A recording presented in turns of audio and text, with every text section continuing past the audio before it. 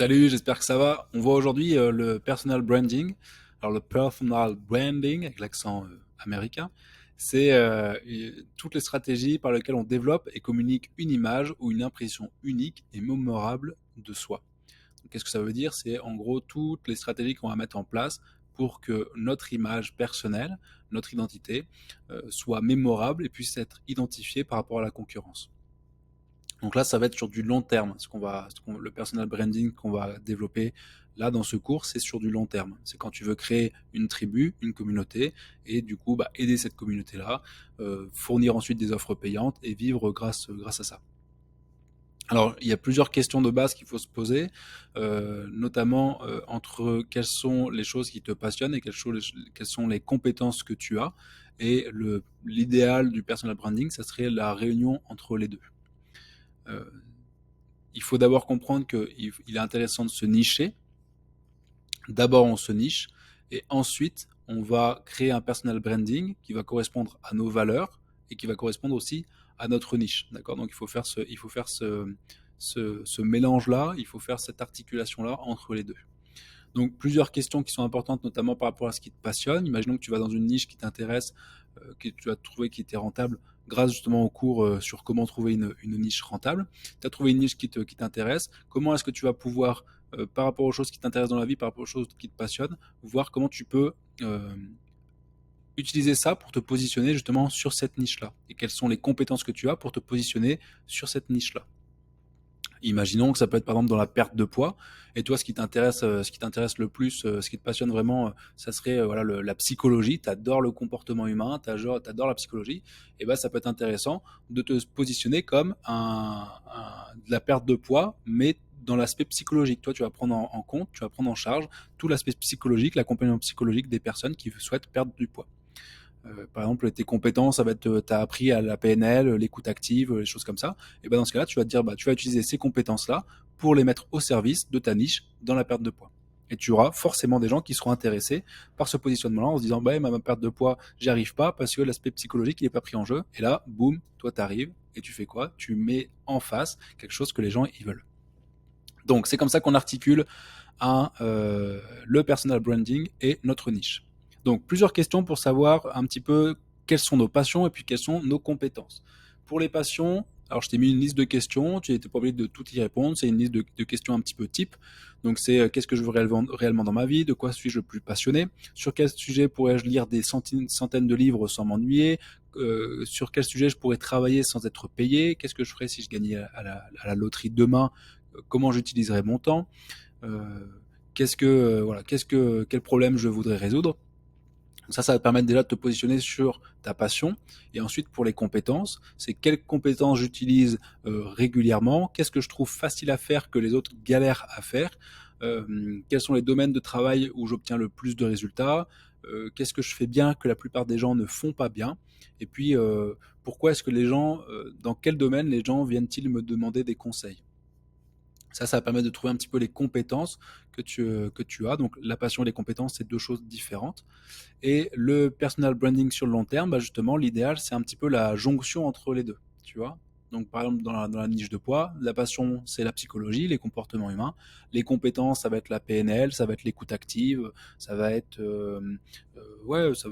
ces deux choses-là. Et donc, du coup, l'idéal, c'est entre les deux, c'est de faire, parce que si tu veux faire du long terme, il ne faut pas que ça t'ennuie, il faut que ça respecte tes valeurs, il faut que ce soit quelque chose qui t'intéresse. Donc là, en te positionnant ici par rapport à ta niche, donc en étant un expert entre guillemets de la psychologie et avec des compétences PNL, écoute active, tu vas pouvoir te situer ici au sein de ta niche qui va être du coup la perte de poids. D'autres questions? En quoi est-ce que je suis unique? En quoi est-ce que je suis unique? Quel est mon positionnement par rapport à cette niche? Comment est-ce que je me distingue de mes concurrents? Donc, en se spécialisant. Et puis, on regarde ce que nos concurrents font mal. Et puis, on fait mieux, du coup, que là où ils font mal. Et on fait ce qu'ils font bien, on le fait également. Donc, du coup, ça va être, notre positionnement, il va être ici par rapport à notre niche. Donc les gens, ils doivent pouvoir nous identifier et puis parler de nous, même quand on n'est pas là, et puis facilement. Par exemple, un bon personal branding, c'est quand la personne, elle dit « Ah, mais oui, c'est le mec qui fait ça. C'est la personne qui fait ça. » Alors qu'on n'est même pas dans la pièce, tu vois. « Ah oui, j'ai entendu parler de ce gars-là, c'est le gars qui fait ça. » Et ça, c'est un bon personal branding parce que il n'y a pas besoin d'expliquer énormément. c'est facile de comprendre ce que tu fais et c'est facile de le dire.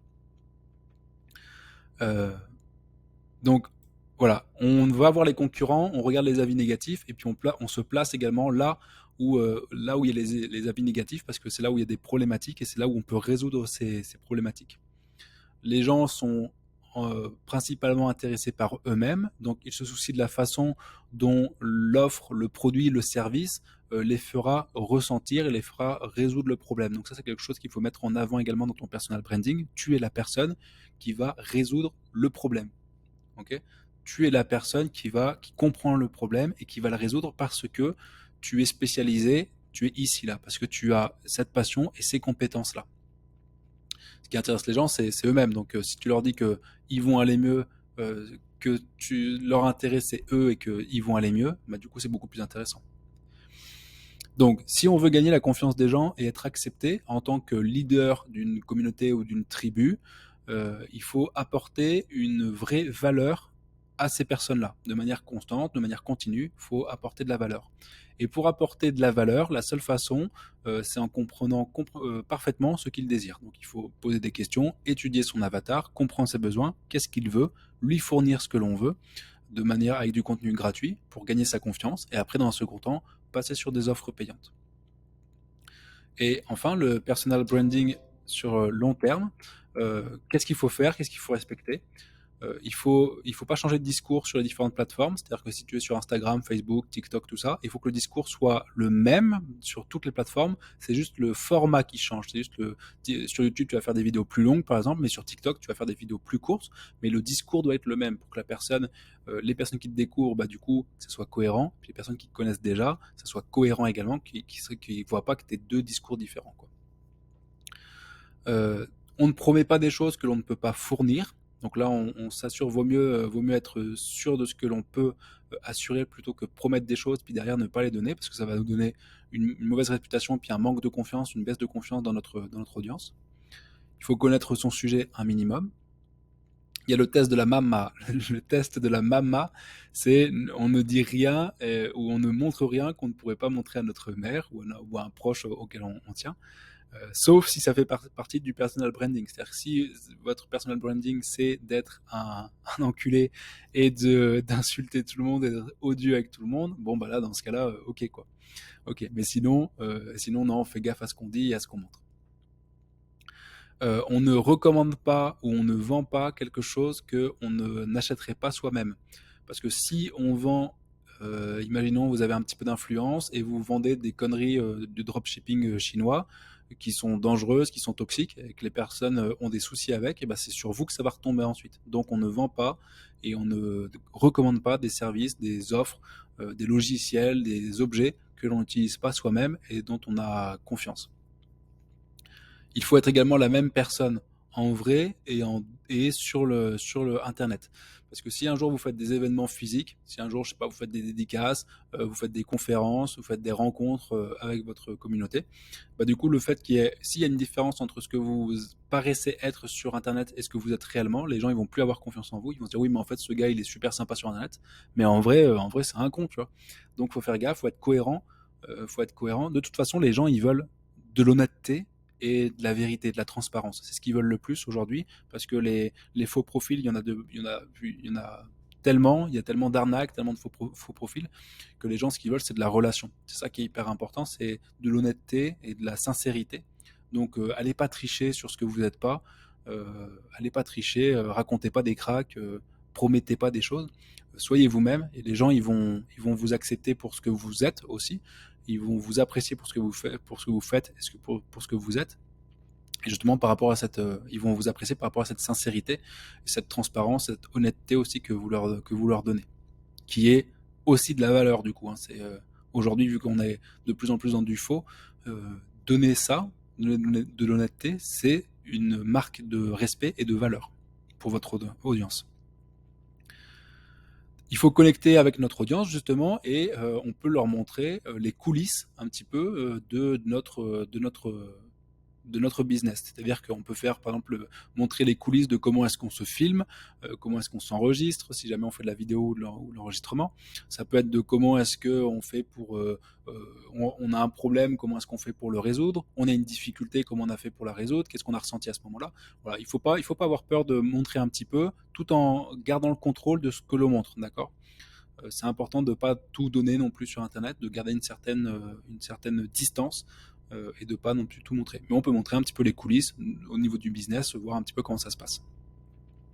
Et puis enfin, si on fait une erreur en public, si on fait une erreur sur Internet, c'est pas grave. À la limite, soit on supprime le post, soit on le supprime pas, selon ce que vous voulez faire. Mais on s'excuse et puis on explique pourquoi est-ce que cette erreur elle est arrivée, quelles ont été les circonstances pour lesquelles c'est arrivé. Ça va pas tout excuser, mais au moins il y a des personnes qui vont dire, ok, d'accord, il a dit ça ou il a fait ça parce que en fait il a cru que. Et du coup, ça va permettre d'atténuer un petit peu. Voilà la première étape sur le personal branding. Je ferai d'autres vidéos dessus parce que c'est un sujet qui est intéressant et qui demande à être creusé encore plus. J'espère que ça vous a plu. On se voit bientôt. Ciao.